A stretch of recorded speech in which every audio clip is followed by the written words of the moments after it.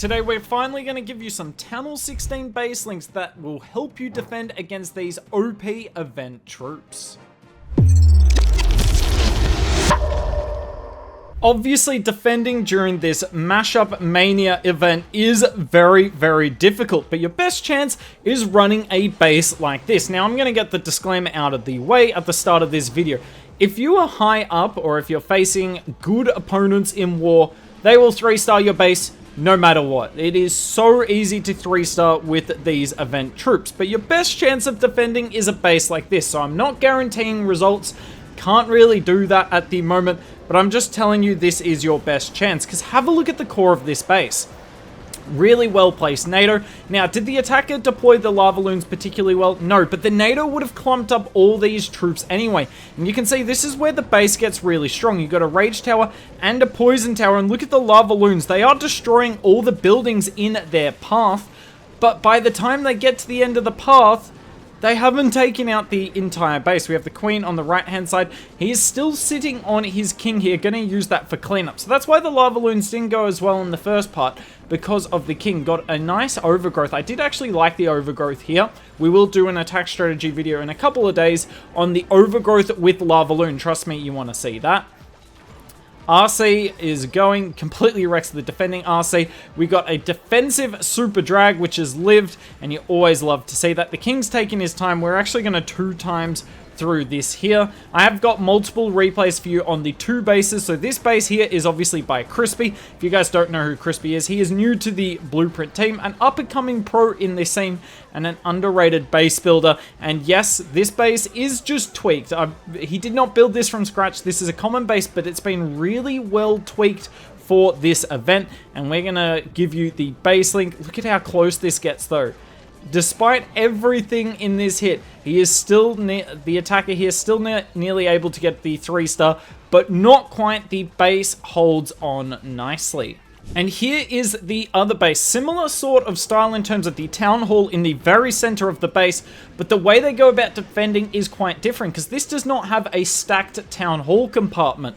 It has damage throughout the base, which is why the last base you saw is probably better at defending LAVALOON. This base is probably better at defending the Witch Golems, but don't hold me to that. Both are very capable of defending either of them, and this base here is built by Sawan. We've had his bases on the channel a couple of times, and they're generally really well received. Obviously, plenty of people complaining. I don't really blame people for being upset at TH16 that bases don't defend.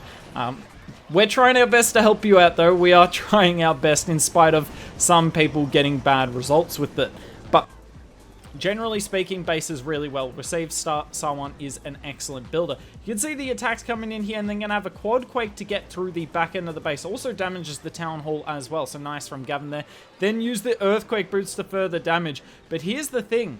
The spiky ball is actually going to push all the troops towards the outside of the base. And what I like about this base, we're going to just follow the Royal Champion for a second.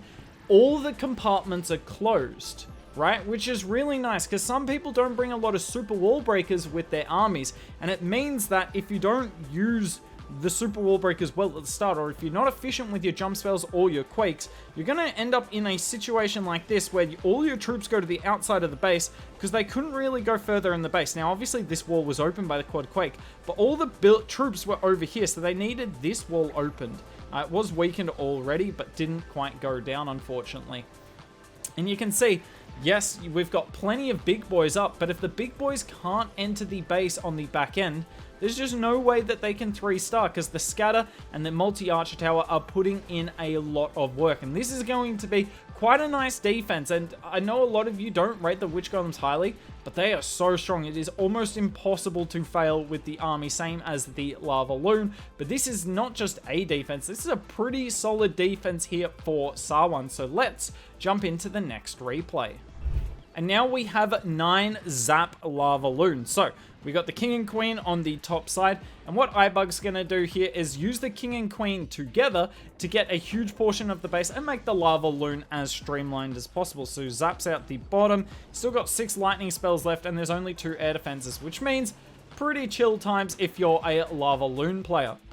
King on the left hand side, I believe the King does have the Yep, the Earthquake Boots. So pops that and is going to get more value. Now, this is probably the main mistake iBug makes, using the Royal Champion with the Hero Dive, because the Royal Champion here gets wrecked. Now, on lots of other bases, the Royal Champion can get value alongside the King, but with a super stacked core like this, not really going to happen as much. Now, iBug does elect to zap out the last air defense, then come in with the LAVALOON. So the LAVALOONs are just going across the base here, targeting defense after defense. I don't know if that's the best way to use the army in this scenario, but still, it should be enough to get a 3-star on a lesser base. But the core here is so good. Super Dragon going to work. I still prefer the Titan, but I can understand why people like the Super Dragon as well.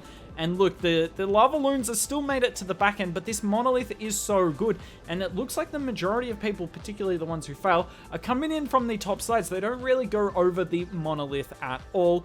We got one final LAVALOON up, but we've already used the Royal Champion. Now, had he saved the Royal Champion for now, would he be tripled? Probably would have tripled, but even just making it close in this meta is pretty impressive. So nice hold here for Krispy. I got one more replay for you on Sawan's base against some LAVALOON. Now it's time to see the base in action against LAVALOON. So we have a look here. Does the giant arrow work? Yes. The giant arrow's diameter is actually quite surprising. You think it's just a thin line across the base, but it definitely covers a lot of area. So we get rid of 2 air defenses, got 6 lightning. You know what that means, that it's going to be really easy to get the LAVALOONs to target the 1 air defense. And look, we get that. We're coming on the far side of the base. Now, I don't understand why a lot of players do this, where they bring the blimp with this attack strategy. Don't bring the Stone Slammer. That freeze on the Super Dragon's not going to do much either. And then zaps as soon as the LAVALOONs are on top of the Town Hall. So I'm not going to say that this is entirely the base. It probably wasn't the best attack here from Sean. Just not much that you can do to help get a 3-star if you're deliberately putting your troops in peril. But there's been plenty of times you see attacks of this quality where the end result still gets a 3-star attack. And all you gotta do, well, I say all you gotta do, but if you want to defend, you gotta be able to defend it against the bad attackers, and that's, or not the bad attackers. I'm so sorry if you're watching this, Sean. Hopefully you're getting some sort of education.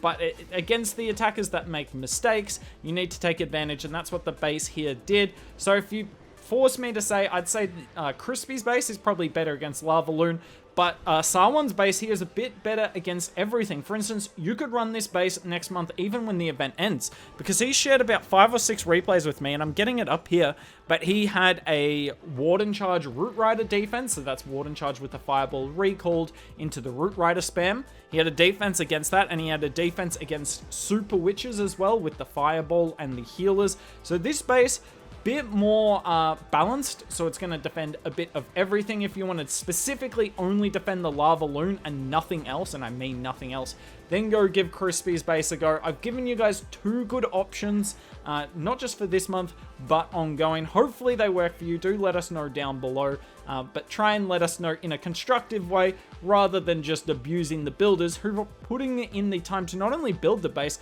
but share the replays so that I can make the content for you all at home. That's it for today's video. If you want to see a ridiculous LAVALOON army, and I mean ridiculous where I use 4 recall spells to get the LAVALOONs off the Town Hall and redeploy them on the backside of the base to avoid the Town Hall poison, then we'll link that on the left.